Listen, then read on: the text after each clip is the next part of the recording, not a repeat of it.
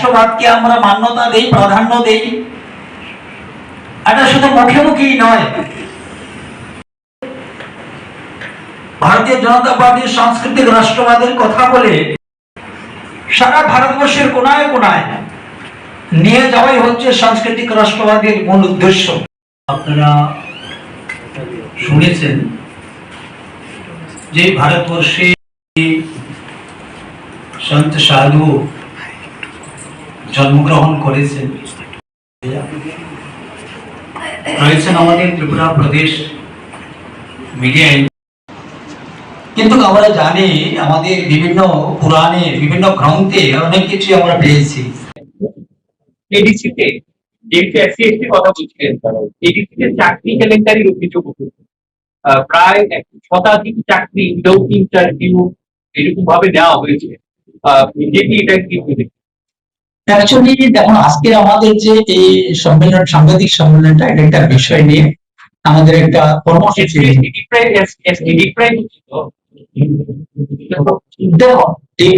আমরা এই ত্রিপুরা রাজ্যের মানুষ নট অনলি এসসি, আমরা লম্বা সময় ত্রিপুরা রাজ্যের মানুষ ডিপ্রাইভ, আপনার সাংবাদিকরাও ডিপ্রাইভ। স্পেসিফিক্যালি চাকরি ইস্যুটাতে গোটা ত্রিপুরার কথা বলছিলেন, যারা যাদের বিষয়ে আপনারা তাদের সঙ্গে একবার কথা বলেনি, সেটি এ ব্যাপারে চুপ থাকবে তো? না, নিশ্চয়ই না। কেন চুপ থাকবে? না, ভারতীয় জনতা পার্টি আমরা তো আমাদের 8.5 বছর এখানে সরকার চলছে। আপনারা এখন পর্যন্ত দেখছেন যে আমরা বরাবরই কিন্তু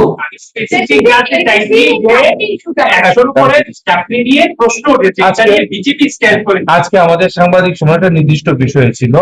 এই বিষয়ে আমাদের মুখ্য প্রবক্তা আছে, অতি দ্রুত আপনাদেরকে এই বিষয়ে। দেখুন, আমরা কোনো অবস্থাতেই ওই সমস্ত দুর্নীতি বা কোনো ধরনের কোনো অমানবিকতা হবে তার কোনো স্থান ভারতীয় জনতা পার্টিতে নেই। দেখাচ্ছেন গতকালে আমাদের পার্টি থেকে দুজন বহিষ্কৃত হয়েছে। দল এটা কঠোরভাবে দেখে, দল কঠোরভাবে নেয়। তার অনেক উদাহরণ রয়েছে ত্রিপুরা রাজ্যে এবং গোটা ভারতবর্ষে। ভারতীয় জনতা পার্টি কোনো অবস্থাতে যে কোনো ধরনের কোন অন্যায় সেখানে হবে, পাবলিকের কোনো ক্ষতি হবে, সেটা কোনো অবস্থাতে মেনে নেয় ভারতীয় জনতা পার্টি। ধন্যবাদ সবাইকে। ব্যক্তি যিনি একসময় সেই অখণ্ড ভারতব্যাপী একটা কার্যক্রম হাতে নেওয়া হয়েছে এবং এই মহতি উদ্যোগের অঙ্গ হিসাবে আমাদের ত্রিপুরা রাজ্যেও এই মহতি কার্যক্রম চলবে টানা প্রায় 8 মাস পর্যন্ত। এখানে আমরা অত্যন্ত ভাগ্যবান যে এমন একটি প্রোগ্রামের জন্য আমরা জানতে এবং জানাতে, আপনাদের মাধ্যমে পুরা ত্রিপুরাবাসীকে জানাতে আমরা সমর্থ হচ্ছি। আমাদের সন্ত শিরোমণি গুরু রবিদাসজির 650তম জন্ম জয়ন্তী উপলক্ষে আগামী 29শে জুলাই গুরু পূর্ণিমার দিন থেকে শুরু করে আগামী 29শে জুলাই 2026 থেকে শুরু করে 20শে ফেব্রুয়ারি 2027 পর্যন্ত 8 মাস ব্যাপী অনেক রকমের কার্যক্রম ভারতীয় জনতা পার্টির উদ্যোগে হাতে নেওয়া হয়েছে। এই মহান সন্ত শিরোমণিজির উদ্দেশ্যে নেওয়া কার্যক্রম এবং তার বিস্তারিত বিবরণ দেওয়ার জন্য, আপনাদের সামনে রাখার জন্য এবং আপনাদের মাধ্যমে গোটা রাজ্যবাসীকে অবগত করানোর জন্য আজকে আমাদের মাঝখানে যিনি উপস্থিত রয়েছেন এবং আপনাদের সামনে বিস্তারিত বলবেন, ভারতীয় জনতা পার্টি ত্রিপুরা প্রদেশের সাধারণ সম্পাদক শ্রদ্ধেয় বিধায়ক ভগবান চন্দ্র দাস মহোদয়। আমাদের আগামী 29 জুলাই থেকে যে প্রোগ্রাম শুরু হচ্ছে, একে একে বিভিন্ন সময় বিভিন্ন প্রোগ্রাম হাতে নেওয়া হয়েছে এবং তারই অঙ্গ হিসেবে আজকে বিস্তারিত জানান দেওয়া। আমি আমার শ্রদ্ধেয় সাধারণ সম্পাদক মহোদয়কে অনুরোধ করব আপনাদের সামনে আমাদের সন্ত শিরোমণি গুরু রবিদাসজির উদ্দেশ্যে নেওয়া সমস্ত প্রোগ্রামের বিস্তারিত বিবরণ আপনাদের সামনে। আমাদের যেটা আমি বললাম যে বারবারই যেটা আমি বলছি, সামাজিক সমস্যা আমাদের ত্রিপুরা রাজ্যে হয়তো বা আমাদের যে সকল কমিউনিটি এখানে আমরা রয়েছি, সমস্যা আমাদের মধ্যে অনেকটাই ইতিমধ্যে সেটা গড়ে উঠেছে। আজকের দিনেও ভারতবর্ষে কোন কোন রাজ্যে তার একটা বড় প্রভাব রয়েছে। তো আমরা ত্রিপুরাতে যারা বসবাস করছি, তো আমরা যদি বলি যে আমরা ত্রিপুরী, আমরা ত্রিপুরাবাসী, আসামে যদি আমরা আসামবাসী, আমরা মধ্যপ্রদেশে মধ্যপ্রদেশবাসী, গুজরাটে গুজরাটবাসী, এই যদি আমরা মানে একটা ভাগের বা বিভেদের বা আলাদাভাবে যদি আমাদের সেই ভাবনা থাকে, নিশ্চিতভাবে সেটা দেশের অখণ্ডতার উপরে প্রভাব পড়বে। তো গোটা ভারতবর্ষের প্রত্যেকটা সমাজ যখন আমরা সবাই আমরা সম্মিলিত ভাবে আমাদের মধ্যে সেই আত্মীয়তা ভাব আমরা আনতে পারবো, নিশ্চিতভাবে এখানে অখণ্ডতার একটা বড় বিষয় রয়েছে, অখণ্ডতা মজবুত হবে। আজকে বিভিন্ন ভাবে বিভিন্ন ধরনের ষড়যন্ত্র মধ্য দিয়ে চাইছে যে কোনো না কোনো ভাবে একটা সামাজিক অস্থিরতা, রাজনৈতিক অস্থিরতা, অখণ্ডতা বা কেউ বিনষ্ট করা, একটা অপশক্তি, একটা অপপ্রচার, এটা কিন্তু খুব সক্রিয় ভাবে রয়েছে আমাদের চারপাশে রয়েছে প্রত্যক্ষ পরোক্ষ ভাবে। আর সেই অপশক্তিকে যদি আটকাতে হয়, সেটাকে যদি রুখতে হয়, আমাদের সমস্যা, আমাদের অখণ্ডতাকে যদি মজবুত করতে হয়, তাহলে এই ধরনেরই আমাদের প্রয়াস জারি থাকতে হবে। যার কারণে অরাজনৈতিক ভাবে, এখানে রাজনৈতিক কোনো বিষয় নয়, অরাজনৈতিক ভাবে আমি সকলের প্রতি আহ্বান রাখবো, সবাই যেন এই সন্ত শিরোমণি রবিদাসজির এই কর্মসূচিতে সবাই অংশগ্রহণ করেন। আমাদের পঞ্চম কর্মসূচি রয়েছে, যে আমাদের রাজ্যে ছাত্রাবাস রয়েছে, এসসি এসটি হোস্টেল যেগুলো আমরা বলি। তো সেই ছাত্রাবাস গুলোতে অভিযান আমাদের চলবে, ছাত্রাবাস অভিযান। তার জন্য আমাদের এই কর্মসূচিকে সফল করার জন্য আমাদের অনেক প্রদেশ নেতৃত্বকে আলাদা আলাদা ভাবে দায়িত্ব দেওয়া হয়েছে। এই ছাত্রাবাসে আমাদেরকে যাওয়ার উদ্দেশ্য একটাই, যে একটা হোস্টেলে বিভিন্ন কমিউনিটি হয়, বিভিন্ন কমিউনিটির স্টুডেন্ট সেখানে হয়। বিশেষ করে আমরা দেখি কোন কোন স্কুলে পাশাপাশি এসটি এবং এসসি হোস্টেল রয়েছে, এবং এছাড়াও আমরা বিভিন্ন কলেজগুলোতে আমরা দেখি, যেমন বিএড কলেজ রয়েছে ইত্যাদি বিভিন্ন কলেজগুলোতে হোস্টেল রয়েছে, যেখানে অনেকেরই অনেক কমিউনিটির স্টুডেন্ট সেখানে রয়েছে। তো বিদ্যালয়ে বিভিন্ন সমাজ, বিভিন্ন সম্প্রদায়ের ছাত্রছাত্রীরা থাকেন। তো সেই স্কুলগুলোতে যেন স্টুডেন্টদের মধ্যে, বিদ্যার্থীর মধ্যে যেন সমস্যা আসে, এবং তার প্রভাব বাড়ানোর জন্য এইভাবে ছাত্রাবাস অভিযানের একটা প্রস্তুতি বা একটা পরিকল্পনা দেওয়া হয়েছে।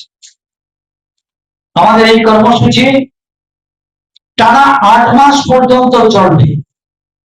এখানে আমাদের মাননীয় সহসভানেত্রী প্রদেশের আমার দিদি অযোধ্যা দি বলেছেন, যেটা 2027 সালের ফেব্রুয়ারি মাস পর্যন্ত চলবে। এই লম্বা সময় এই সামাজিক সমস্যা এবং সম্প্রীতির বার্তা নিয়ে আমরা গ্রামে গ্রামে, প্রত্যেকটা এলাকায়, প্রত্যেকটা মহল্লে আমরা যাব। তাই সকলের কাছে বিনম্র ভাবে আমাদের সেই অনুরোধ এবং আহ্বান থাকবে, আপনারা সবাই এই সন্ত শিরোমণি রবিদাসজির 650 মানে 650 বছর পূর্তি উপলক্ষে এই মহান যজ্ঞে, এই মহান কর্মে এই পূর্ণ কাজে সবাই হাত লাগান, সবাই এগিয়ে আসেন, আবেদন রাখছি আমরা। আমাদের বিশ্বাস যে এই কর্মসূচির মধ্য দিয়ে এই রাজ্যের শান্তি সম্প্রতি উন্নতি, এই রাজ্যের সমাজের প্রত্যেকটা শ্রেণী, প্রত্যেকটা সমাজের মধ্যে একটা সমস্যা, একটা আত্মীয়তা আরো গভীর হবে, আরো মজবুত হবে। আজকে আমাদের এই সাংবাদিক সম্মেলনে বলার এইটুকুই বিষয় ছিল। আবারও ধন্যবাদ আমাদের সকল সাংবাদিক বন্ধুদেরকে, সবাইকে নমস্কার। এখানে সাংবাদিক সম্মেলন আপনাদেরকে আহ্বান করেছি যে আপনাদের মাধ্যমে আমাদের যে কর্মসূচিগুলা সেগুলা তুলে ধরার জন্য। আগামীকাল 29 তারিখ এখানে প্রথমত অবস্থায় একটা ডিম প্রজ্বলনের আমরা আয়োজন করেছি। যে সমস্ত জায়গাতে সন্ত শিরোমণি রবিদাসজির মন্দির রয়েছে সেই সমস্ত মন্দিরে আনুষ্ঠানিক ভাবে সেখানে পূজা অর্চনা হবে এবং দীপ প্রজ্বলন হবে। আমাদের এই উত্তর পূর্বাঞ্চলের মধ্যে সন্ত রবিদাসজির হয় মন্দির খুব একটা নেই,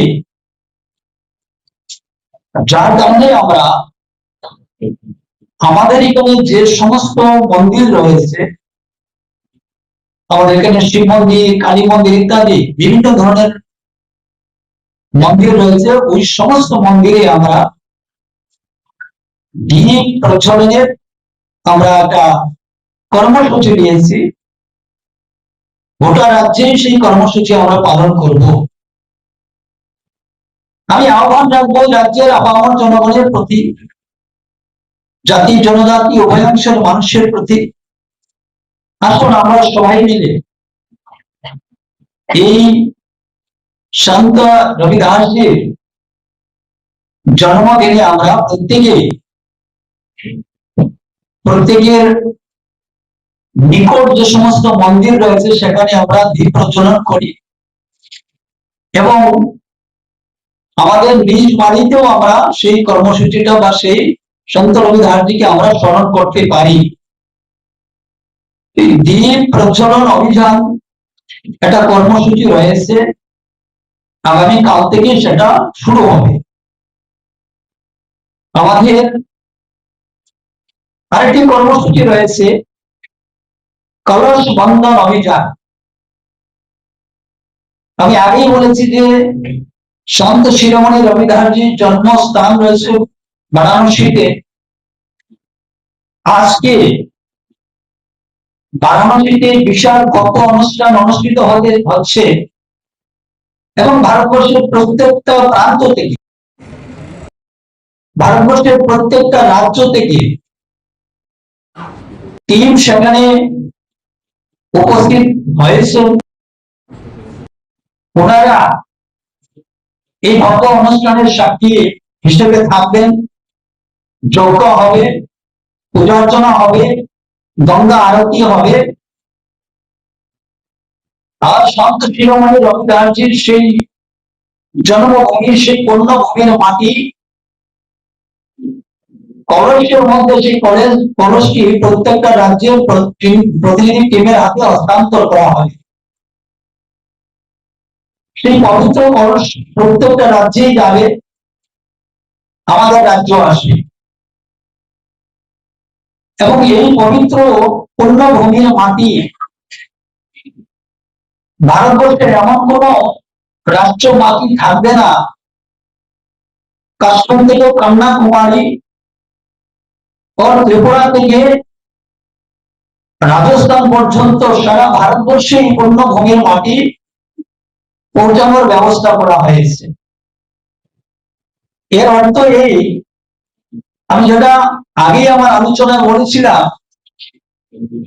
এই যে সামাজিক সমরসতা,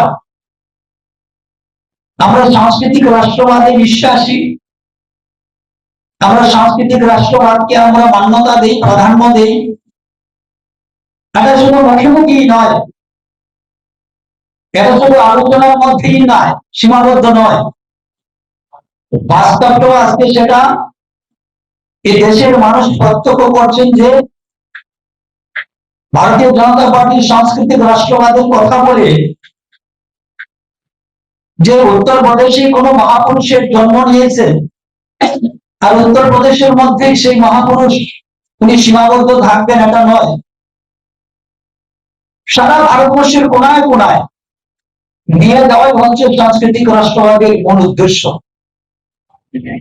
গণেশ পূজা মহারাষ্ট্রে হয়, কিন্তু আজকে গণেশ পূজা ত্রিপুরা রাজ্যে কোন অংশে কম নয়, এটাই সাংস্কৃতিক রাষ্ট্রবাদ।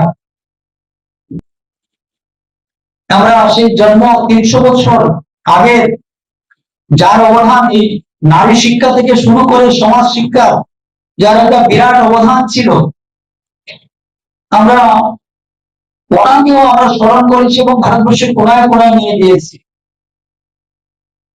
তো এই সাংস্কৃতিক রাষ্ট্রবাদের কথা মাথায় রেখে ভারতবর্ষের সমস্ত ঋষি মণিদেরকে ভারতবর্ষের সর্বত্র পৌঁছে দেওয়ার একটা প্রয়াস আমরা নিয়েছি এবং সাংস্কৃতিক রাষ্ট্রবাদে সবাইকে একত্রিত আমরা করারই প্রয়াস নেওয়া হয়েছে। তো এই মাটি ভারতবর্ষের প্রত্যেকটা কোনায় কোনায় যাবে এবং যখন ত্রিপুরা রাজ্যে তথা যে কোনো রাজ্যে যখন সেটা প্রবেশ করবে, আমরা কোন সীমান্তবর্তী স্থানে, মানে যে কোনো রাজ্যের যে সীমান্তবর্তী স্থান বা রাষ্ট্রের সীমান্তবর্তী স্থান, সেই জায়গাতে কোনো না কোনো একটি মন্দিরে সেই কলস রাখা হবে। আর পরবর্তী সময় এখান থেকে আমরা বিশেষ করে আমাদের ত্রিপুরা রাজ্যে আমরা প্রত্যেক জেলায় জেলায় সেই পূর্ণভূমির মাটির আবার কলসের মাধ্যমে সেখানে পৌঁছবে এবং জেলা স্তর থেকে জেলা থেকে সেটা একদম গ্রাম পর্যন্ত পৌঁছানোর ব্যবস্থা নেওয়া হয়েছে। আর এই গ্রাম পর্যন্ত পূর্ণভূমির মাটি পৌঁছানো, এটাই হচ্ছে আমাদের সমরসতা অভিযান। আমাদের ত্রিপুরা রাজ্যে রবিদাস কমিউনিটি রয়েছে, অনেক রবিদাস কমিউনিটির সমাজের লোক রয়েছেন আমাদের ত্রিপুরা রাজ্য। তো এই যে সামাজিক সমরসতাকে অটুট করার জন্য সেই চর্মকার পরিবারে জন্ম নেওয়া ঋষি, ওনার পূর্ণভূমির মাটি আমরা সর্বত্র পৌঁছে দেওয়ার মধ্য দিয়ে একটা আমরা সমরসতা এখানে প্রতিষ্ঠা করার প্রয়াস নিয়েছি। আমাদের 3 নম্বর কর্মসূচি রয়েছে সাধু সংযোগ অভিযান। আমরা বিভিন্ন সময় বিভিন্ন মতবাদে আমরা বিশ্বাসী রয়েছি। এই সন্ত শিরোমণি রবিদাসজির এই পুণ্যতিথিতে আমাদের রাজ্যের যে সমস্ত সাধু সন্ত রয়েছে, যে সাধু সন্ত ওনাদের প্রতি শ্রদ্ধা জানিয়ে ওনাদেরকেও এই সমরসতা অভিযানে সামিল করার আমাদের একটা প্রয়াস রয়েছে, কর্মসূচির মধ্যে সেটা রয়েছে।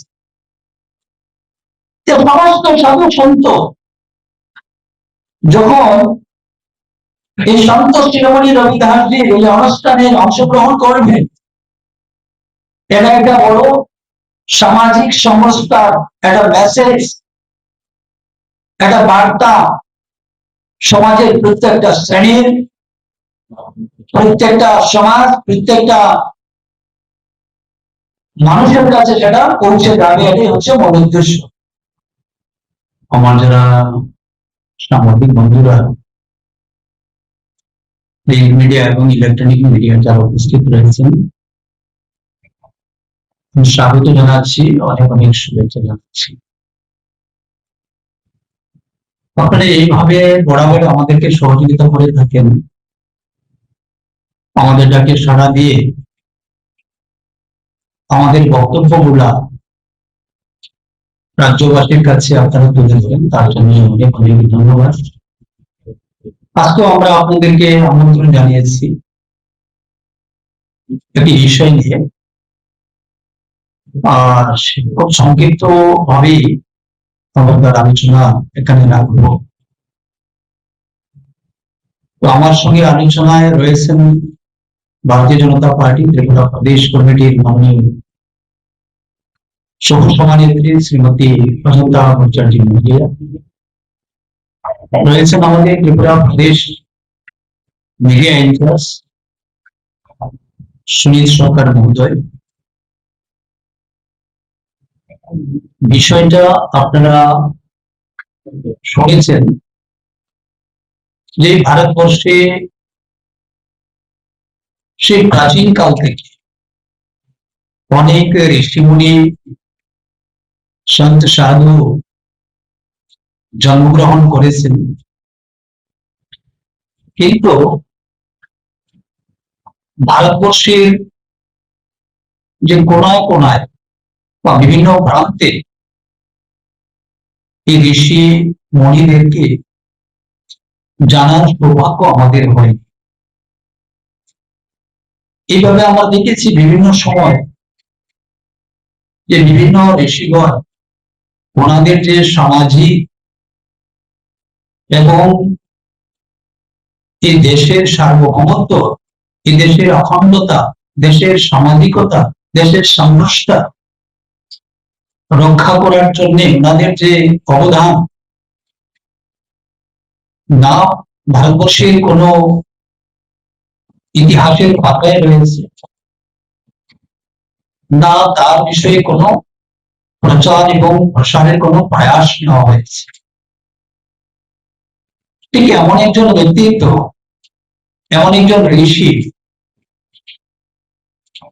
সন্ত শিরোমণি রবিদাস, যিনি বারাণসীতে ওনার জন্মগ্রহণ করেন।